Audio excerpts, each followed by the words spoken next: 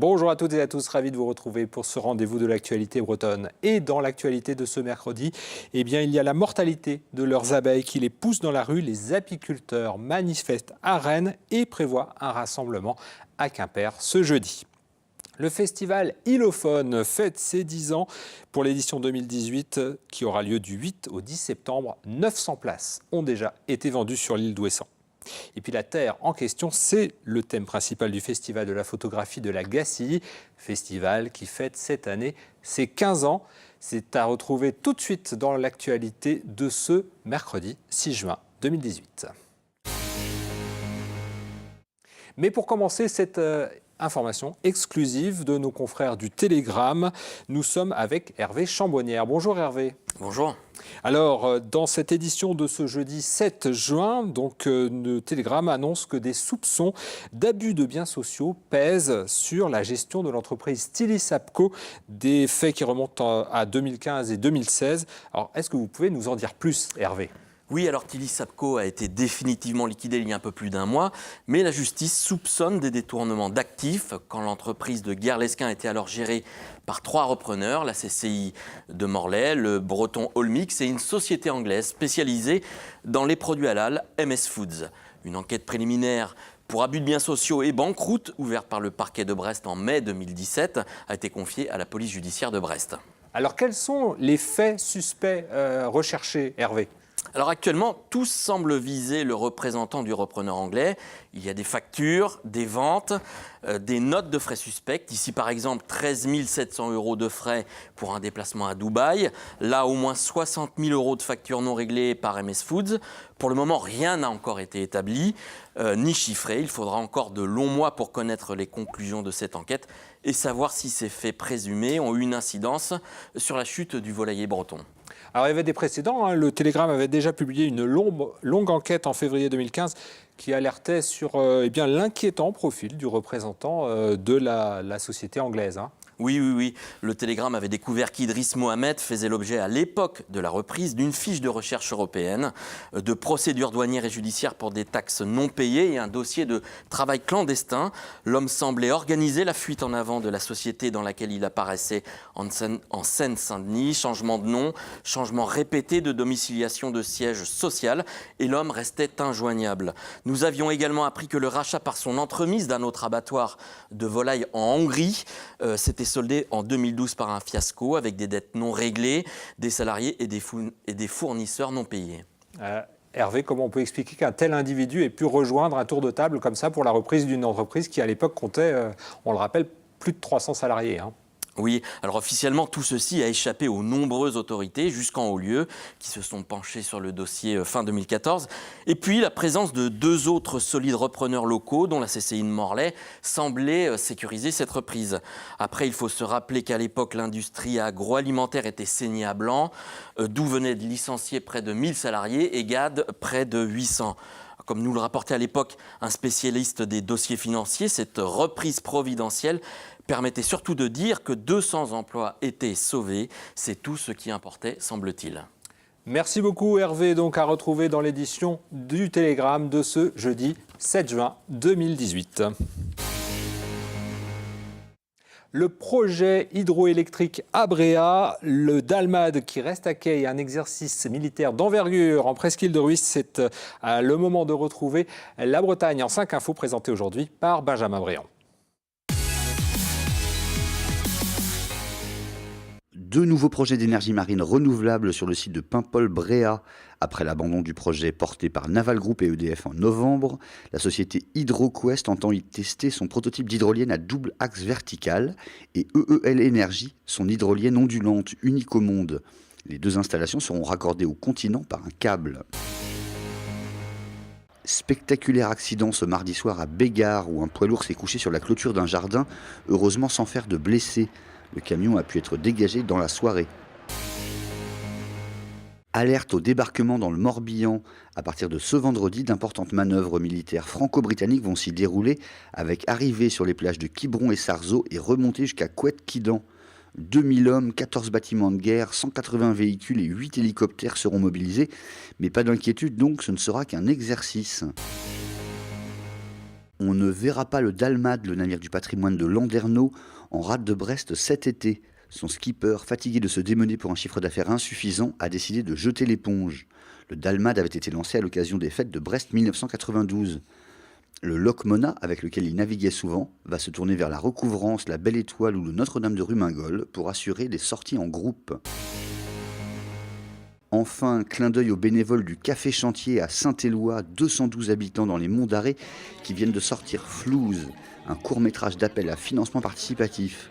Objectif, sauver leur établissement, seul lieu social du bourg, même si pour cela ils doivent se mettre à poil, braquer une banque ou enlever Michel Drucker. C'est sur YouTube et c'est à ne pas rater. Mollo les gars quoi. Les agriculteurs ne relâchent pas leur effort pour alerter le grand public sur les mortalités massives dont ils sont victimes dans leurs ruches. Ils campent actuellement devant la préfecture de région à Rennes et prévoient de se rassembler ce jeudi à Quimper.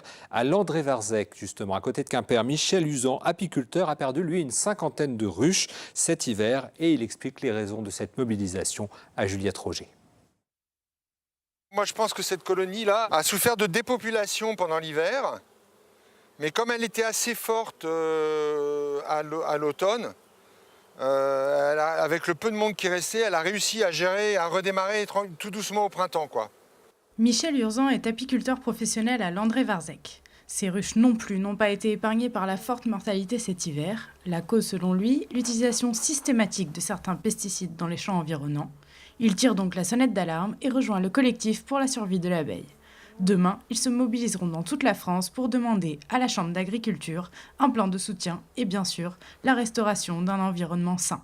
Ces gens-là nous font des promesses, on va faire des courriers, on va vous aider, tati tata. Ça a mis un mois avant que les courriers vraiment ne partent. Et pendant ce temps-là, on ne pouvait pas se satisfaire. Parce que le problème, c'est qu'on avait des collègues qui étaient dans une situation économique extrêmement grave. Parce que plus de cheptel, plus rien, plus d'argent pour travailler, plus de miel à vendre. Finalement, on en arrive à une situation quoi ? On s'habitue. Selon Michel, en stoppant maintenant l'utilisation de ces produits nocifs, il faudrait encore 2 ans aux abeilles françaises pour retrouver la normalité.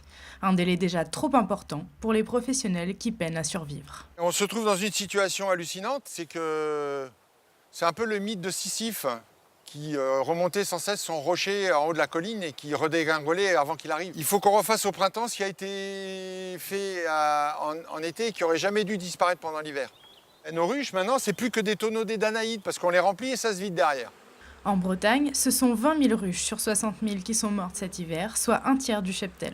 Pour cet apiculteur, la mortalité s'élève à plus de 50 ruches sur 256. Encore un printemps silencieux. C'est sans doute le festival le plus à l'ouest de la France métropolitaine. Ilophone fête cette année ses 10 ans et pour cet anniversaire, les Ouessantins ont fait fort. Ils ont déjà vendu 900 places pour l'édition 2018 qui aura lieu début septembre. Sophie Lecroisier a fait un saut sur l'île pour mesurer l'impact économique de ce rendez-vous musical. De la qualité et non de la quantité. Voici le leitmotiv des organisateurs de l'Ilophone. Ce festival insulaire de musique rock vit depuis plus de 10 ans sur Ouessant. À chaque édition, l'équipe de 160 bénévoles doit relever les défis qu'implique l'organisation d'un tel événement sur une île. Pour la Régisson, par exemple, 11 containers sont affrétés depuis le continent. C'est moins évident pour les artistes parce qu'il faut faire venir leur matériel par conteneur. Ils ne viennent pas avec leur tourbus ni avec leur minivan. Donc ils doivent décharger, recharger au conteneur, redécharger au stif, recharger dans un camion, redécharger. On n'a pas les mêmes moyens qu'en France, c'est sûr, mais on se débrouille avec ce qu'on a. Avec 200 000 € de budget, dont 5% seulement de subventions, l'association Ilophone doit compter juste. Depuis 5 ans, le festival dégage un petit bénéfice. Côté programmation, le ciel s'est aussi éclairci au fil du temps. Ils sont 6 à faire jouer leurs contacts. Au début, c'était compliqué. Maintenant, on s'est fait un petit nom, donc ça commence à être plus facile. Les tourneurs et les bookers nous contactent plus facilement. Ils savent qui on est, ils savent ce qu'on propose. Depuis sa création, les commerçants de l'île sont associés à l'événement. Impensable de s'approvisionner en denrées sur le continent. Avec les 1500 festivaliers par jour, sur 3 jours, les retombées économiques sont appréciées. On triple les rentrées. Donc là, en semaine, ça peut être 4 tonnes qu'on fait rentrer. Et là, pour le festival, on fait rentrer une douzaine de tonnes, quoi. C'est énorme. C'est énorme l'apport que ça a. Ça nous apporte une clientèle en plus après la saison, ça nous fait prolonger un peu la saison de 15 jours, quoi. Je peux vraiment dire que quand je dis ça, je parle au nom de tous les Ouessantins. C'est vraiment une chose extraordinaire qui se passe sur notre île. Depuis 4 ans, le festival joue à guichet fermé, une jolie récompense pour cet événement familial.